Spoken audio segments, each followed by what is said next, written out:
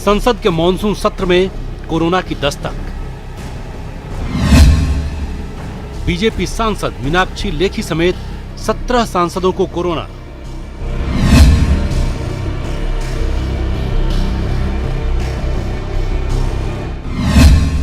देश में कोरोना के 48 लाख केस। प्रदेश में कोरोना के केस 1 लाख के पार।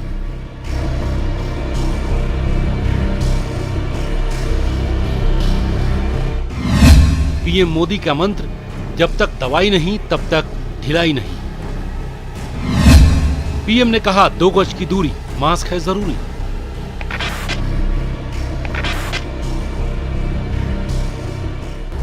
जब तक दवाई नहीं तब तक कोई ढिलाई नहीं। हम चाहें कि बहुत ही जल्द से जल्द दुनिया के किसी भी कोने से वैक्सीन उपलब्ध हो। पीएम मोदी बोले, जब तक वैक्सीन नहीं आ जाती तब तक बरतें अतिरिक्त सावधानी। जब दवाई नहीं फिर लापरवाही क्यों?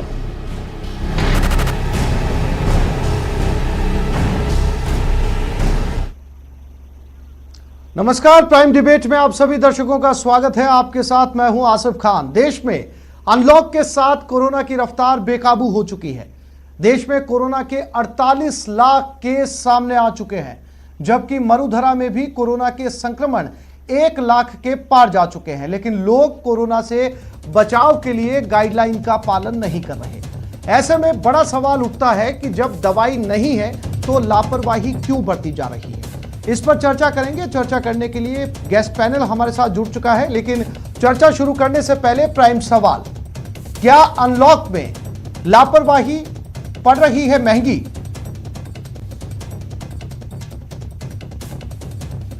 क्या लोगों में जागरूकता का अभाव है?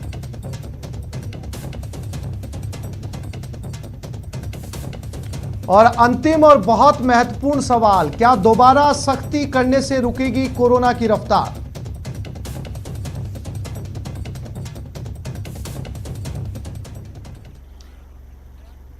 और इसी मुद्दे पर गेस्ट पैनल हमारे साथ है कि जिस तरीके से पूरे देश के अंदर लाखों की तादाद के अंदर कोरोना के मरीज सामने आ रहे हैं, अब यह आंकड़ा 1 लाख के करीब पहुंच चुका है। और इसी तरीके से अगर आंकड़ों में विस्फोट होता रहा तो हम दुनिया में नंबर 1 पर चले जाएंगे। इसी पर चर्चा करेंगे। डॉक्टर प्रियेश जोशी, कांग्रेस नेता, हमारे साथ जुड़ चुके हैं। रामलाल, बीजेपी विधायक, हमारे साथ स्टूडियो में मौजूद हैं। Doctor Pankaj Yaduvanshi, senior physician, Indus Jaipur hospital, हमारे साथ हैं। और बीपी जैन साहब, दवा कारोबारी, हमारे साथ लाइव जुड़े हुए हैं। सबसे पहला सवाल डॉक्टर प्रियेश जोशी मेरा आपसे है। डॉक्टर साहब, जिस तरीके से कोरोना के लगातार मामले सामने आ रहे हैं, मौतों का आंकड़ा भी बढ़ता जा रहा है, अब यह स्थिति है कि 17 सांसद इस समय कोरोना पॉजिटिव हैं। ऐसे में क्या दोबारा सख्ती करने की जरूरत है? क्योंकि आम लोग जितना डर पहले महसूस कर रहे थे कोरोना के आने के समय, अब लोग जो हैं वो बेखौफ हो चुके हैं। जी देखिए, सर्वप्रथम तो आसिफ साहब, मैं इस्तकबाल बुलंद करता हूं राजस्थान की जनता का। हिंदी दिवस की शुभकामनाएं प्रेषित करता हूं और साथ ही बताना चाहता हूं कि कोरोना एक वैश्विक महामारी है। ना सिर्फ हमारे देश हिंदुस्तान, अपितु समूचे विश्व के अंदर कोरोना ने अपने पांव पसार लिए हैं। और इसका यह व्यापक महामारी का जो रूप है, ये पूरे विश्व के अंदर आपको देखने को मिल रहा है। अभी कुछ महीने पहले तक की बात थी, फरवरी के अंदर हम ऐसा मानते थे कि हम कोरोना को समुचित संसाधनों का इस्तेमाल करके और बहुत कम समय के अंदर, हमारे प्रधानमंत्री महोदय ने भी राष्ट्र के नाम अपने संदेश के अंदर कहा था कि मुझे 21 दिन दीजिए, मैं 21 दिन के अंदर समुचित व्यवस्था कर लूंगा और पूरी तरीके से कोरोना की रोकथाम के माकूल प्रबंधन कर लूंगा। मेरे से मानना है कि कुछ 5 ऐसी गलतियां हमारे से हुई हैं राष्ट्रीय स्तर पर, जिनकी वजह से हम कोरोना को रोकने के अंदर या कोरोना का इतना व्यापक स्तर पर हमारा फैलाव हुआ है। पहली तो ये थी कि 3 मार्च 2020 तक हमने चीन के अलावा और जो बाकी मुल्क थे, जैसे कि इटली, जर्मनी, फ्रांस, इनसे आने वाले जितने भी यात्रीगण थे, उनके आने पे हमने रोक नहीं लगाई। मार्च महीने के पहले दूसरे सप्ताह के अंदर जाके हमारी रोक लगी। तब तक चाइना के अलावा, क्योंकि मेरे को अच्छे से याद है कि 20 फरवरी के आसपास तक आईसीएमआर डीएचआर के जो गाइडलाइंस थे उसमें यह लिखा हुआ था कि सिर्फ वुहान प्रोविंस, चाइना में भी मात्र वुहान से आने वाले लोगों को ही या वुहान से जो लौट के भारतीय छात्र आए हैं, चाहे वो एमबीबीएस के छात्र हैं या कोई भी यहाँ के उद्यमी हैं, उन्हीं को ही स्क्रीनिंग के तौर पे लिया जाए। वुहान के अलावा और जगह से आने वाले छात्रों को या उद्यमियों को या किसी भी पर्यटक को इंडिया के अंदर होम क्वारंटाइन या किसी भी तरीके से स्क्रीनिंग के लिए उनको पाबंद नहीं किया जा सकता है। तो पहली गलती ये रही। दूसरी ये रही कि इमरजेंसी सप्लाई की शॉर्टेज थी, पीपी, मास्क और सैनिटाइजर का जिस तरीके से आप देख सकते हैं कि राष्ट्रीय स्तर पे कालाबाजारी का माहौल बना, ऊंचे ऊंचे दामों पे इन चीजों को बेचा गया, इनका समुचित प्रबंधन नहीं था। डॉक्टरों को वक्त रहते चीजें या इंतजाम जो थे हमारे को लड़ने के लिए, जैसे सिपाही को गोलियों की जरूरत होती है तो डॉक्टर्स को इन सब चीजों के माकूल प्रबंधन नहीं हो पाया। टेस्ट किट्स की अगर आप बात करें तो सैंपलिंग कम रही, टेस्ट किट्स हमारे पास में नहीं थे, ऑथेंटिक टेस्ट किट्स हमारे पास नहीं थे और घरेलू प्रोडक्शन यानी घरेलू उत्पादन क्षमता तो हमारी नगण्य थी, शून्य के आसपास थी। दूसरी जो हमारी एक समस्या रही वो ये रही कि हमारे जो पांचवा पॉइंट मैं कहूंगा कि एक तरह से सर्वाधिक जो महत्वपूर्ण था कि कम्युनिटी ट्रांसमिशन यानी कि सामुदायिक स्तर पे जो इसका फैलाव था, जिसको हम तृतीय स्टेज कहते हैं, उसको माना नहीं गया राष्ट्रीय स्तर पर। ठीक है, हमारे आंकड़े बता रहे थे कि हम सामुदायिक स्तर पे आ गए, लेकिन आप कोरोना के फैलाव को सीधे तौर पर केंद्र सरकार से जोड़कर देख रहे हैं। आपका कहना है कि अगर शुरू में इंतजाम किए गए होते तो आज ये स्थिति नहीं होती। रामलाल जी, आप सहमत हैं प्रेस जी से कि अगर पहले संभल गए होते तो ये स्थिति ना होती? सीधे तौर पर कह रहे हैं प्रेस जी। देखिए, भारत सरकार ने समय रहते हुए उचित प्रबंध करने का प्रयास की शुरुआत की और उस प्रयास की शुरुआत के उपरांत ही जो तत्कालीन समय के अंदर आवश्यक कदम उठाने चाहिए थे वो सारे के सारे भारत सरकार ने कदम उठाए और उसके बाद में एडवाइजरी जारी की। लेकिन आपने देखा होगा आसिफ भाई कि जिस तरीके से डब्ल्यूएचओ भी कंफ्यूजन की स्थिति में था कि करे तो क्या करें। कभी डब्ल्यूएचओ की जो एडवाइजरी वो अलग प्रकार की आती थी, कभी वो टेस्टिंग के ऊपर जोर देते थे, कभी क्वारंटाइन के ऊपर जोर देते थे।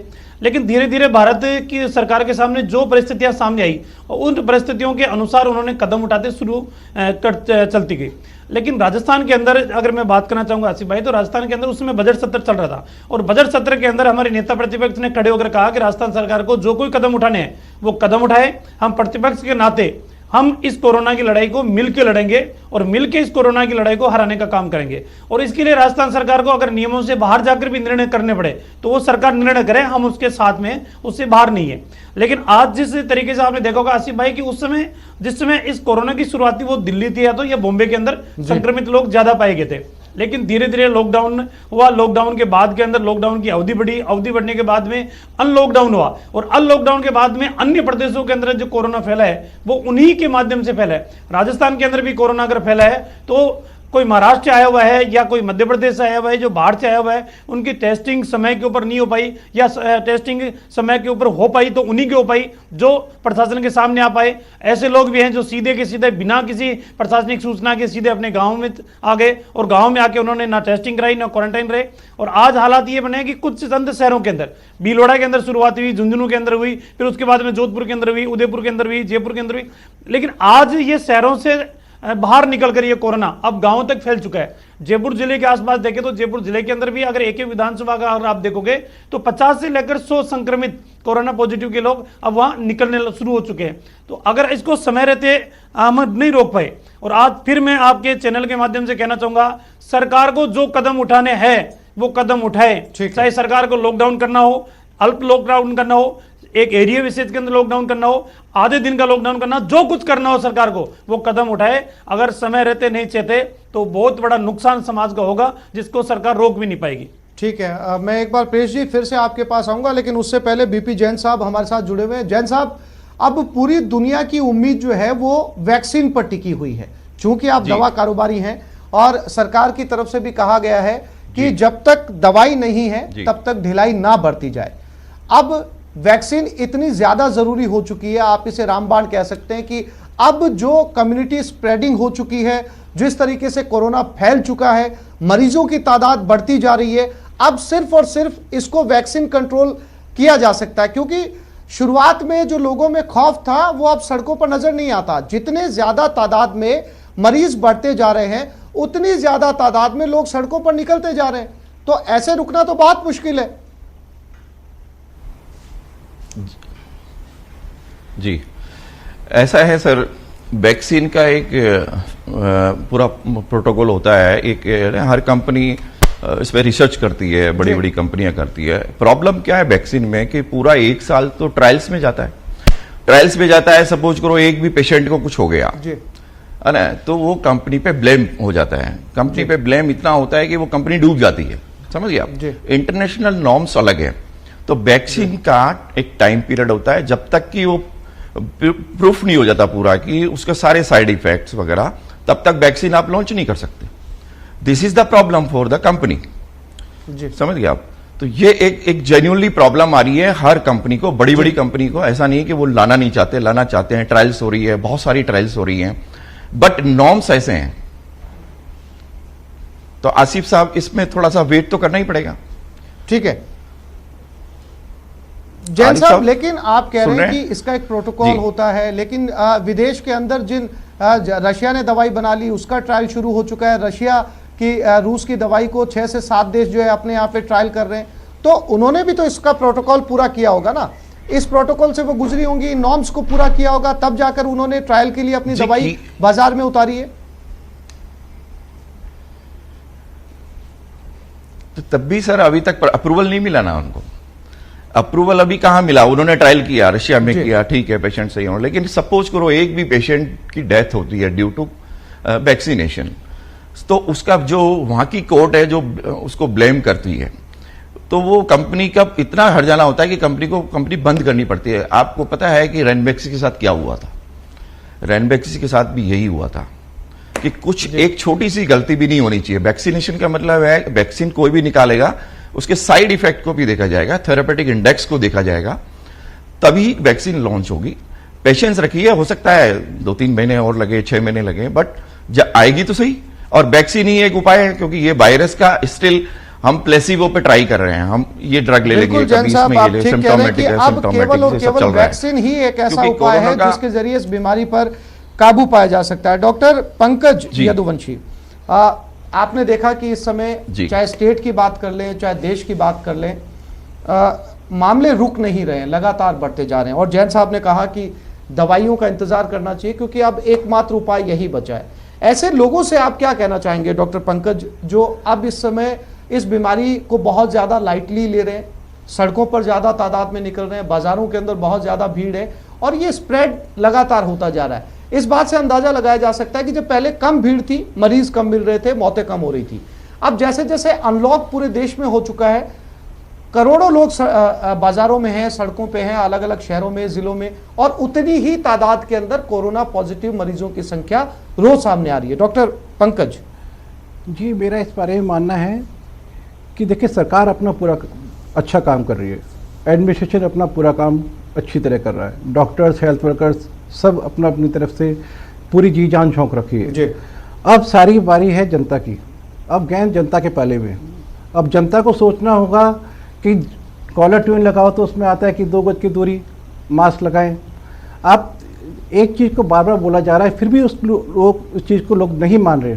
तो ये थोड़ा जनता को सोचना है कि ये कृपया ध्यान रखें, कम से कम 2 गज की दूरी बनाएं और साथ में मास्क लगाएं, बार बार हाथ धोते रहें, तो जिससे बीमारी आपस में कम से कम फैले तो नहीं। और मास्क को मास्क ही रहने दो, मास्क को ताबीज मत बनाओ, मास्क को ढंग से लगाओ, नाक पे लगाओ, मुंह पे लगाओ, पूरा कवर करो अपना फेस, तो ठीक रहेगा। ना कि ऐसे कि कान पे लगाना है, यूँ लगाना है। और जितने भी मैं मानता हूँ कि अपने लोग हैं, अपने सांसद, अपने जनप्रतिनिधि जी, उन्हें भी अपनी भूमिका दिखानी चाहिए, उन्हें भी सीरियसली मास्क लगा के जनता को संदेशा देना चाहिए और उनसे बात करते समय उनके सभाओं में जनता से थोड़ी दूरी रखनी चाहिए, जिससे एक अच्छा संदेश आ जाएगा कि ये बीमारी इतनी आसान नहीं है।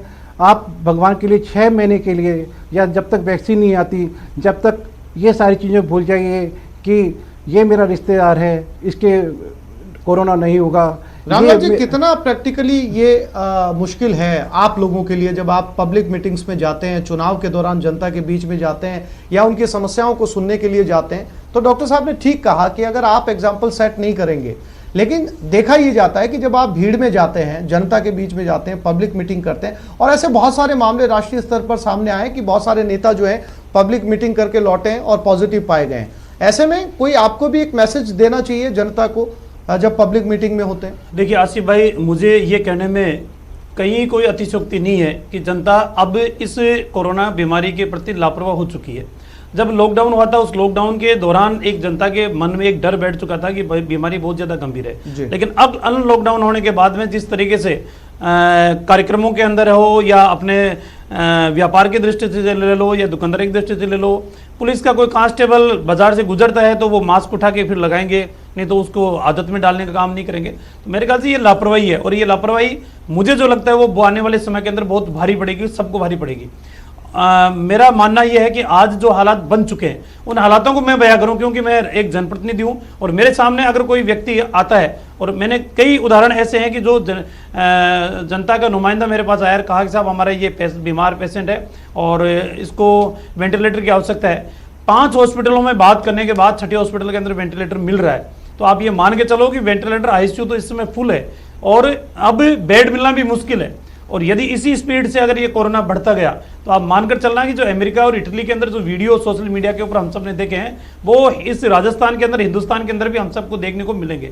इसलिए मेरा हाथ जोड़ के सभी से निवेदन है, ये बीमारी इतनी, आप जो इसको लापरवाही के अंदर ले रहे हो या इसके प्रति ज़्यादा सचेत नहीं हो, आप मानकर चलना आने वाले समय से या इस बीमारी से जो दौर से गुजर के आ गया, एक बार उससे आप मिल लो कि ये बीमारी कैसी है, वो आपको बता देगा कि इस बीमारी के अंदर क्या क्या पीड़ा आपने क्या कुछ भुगता है, क्या कुछ भुगता है। तो आप एक बार उससे मिलो। मेरे ख्याल से आसिफ भाई, इस बीमारी को जितना आप लापरवाही के अंदर लोगे उतना ही बड़ा नुकसान आप उठाओगे, खुद का नुकसान उठाओगे, परिवार का नुकसान उठाओगे, आप अपने गांव का भी नुकसान उठाओगे। इसलिए कृपा करके लापरवाही बरतने की आवश्यकता नहीं है। डॉक्टर प्रियेश जोशी, क्या अब जिस तरीके से राजस्थान में मामले बढ़ते जा रहे हैं, अब वक्त आ गया है कि दोबारा सख्ती करने की जरूरत है? एक बार ना केवल स्टेट में, रामलाल जी से भी पूछूंगा कि देश में भी शायद जरूरत है, लेकिन पहले राजस्थान की बात करते हैं। जरूरत है कि दोबारा से सख्ती की जाए?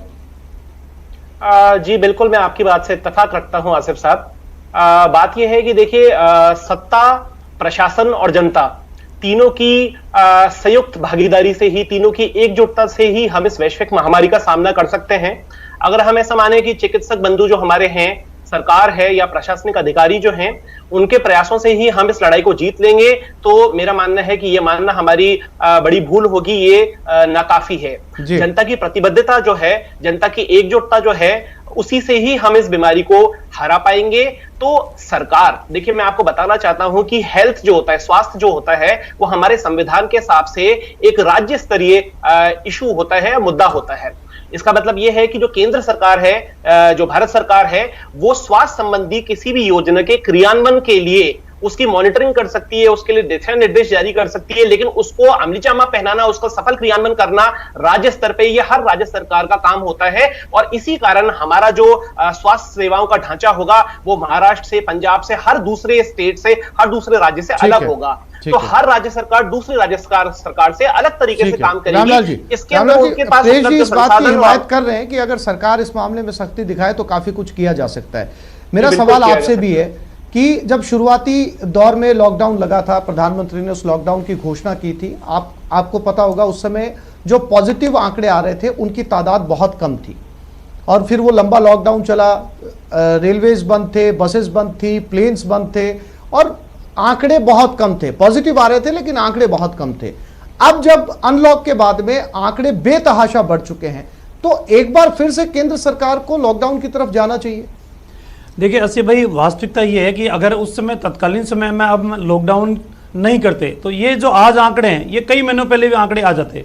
अब आवश्यकता इस बात की है कि दो परिस्थितियों के बीच के अंदर हमें चलना पड़ेगा। एक परिस्थिति है कि इकोनॉमिक रूप से जो आजीविका का जो आधार है व्यक्ति का, वो आजीविका का आधार उसको किस तरीके से चलाना, और दूसरा इस बीमारी से किस तरीके से लड़ना।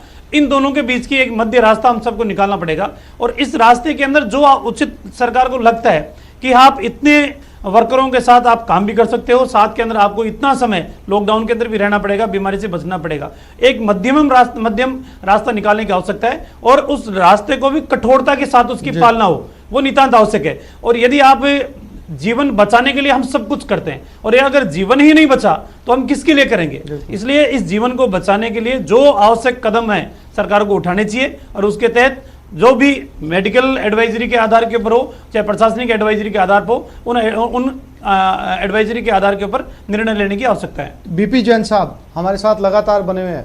जैन साहब, तमाम रास्ते सरकार ने भी अपना के देख लिए, आम लोग भी पूरी कोशिश कर रहे हैं, बावजूद इसके स्प्रेडिंग नहीं रुक रही। अब सिर्फ और सिर्फ अच्छी खबर आपके जरिए सामने आ सकती है कि इसकी वैक्सीन आ चुकी है। पूरी दुनिया या हमारा पूरा देश इस खुशखबरी का बेसब्री से इंतजार कर रहा है जब टीवी पर बड़ी बड़ी ब्रेकिंग्स चलेंगी कि अब वैक्सीन कोरोना की आ चुकी है और उसका सफलतापूर्वक ट्रायल हो चुका है। ये अच्छी खबर कब तक सुन सकेंगे हम, जैन साहब? जी, मुझे लगता है कि बहुत जल्दी, इसमें थोड़ा टाइम लग रहा है, 2-3 महीने का। हालांकि ये वैक्सीन आ चुकी थी, लेकिन समहाउ कुछ रिजल्ट्स थोड़े से 1% नेगेटिव थे। वहां पे क्या है, 1% भी नेगेटिविटी नहीं चलती है जी। जितना इंटरनेशनल नॉर्म्स में 0% होना चाहिए साइड इफेक्ट। वैक्सीन के केस में आप रिस्क नहीं ले सकते। मैं ये कहना चाहता हूं कि कुछ वैक्सीन के अलावा, चलो वेट करना पड़ेगा, 2-3 महीने लगेगा, लेकिन इसके बावजूद मैं कुछ ऐसे पॉइंट्स बताता हूं जिसमें डरना नहीं चाहिए।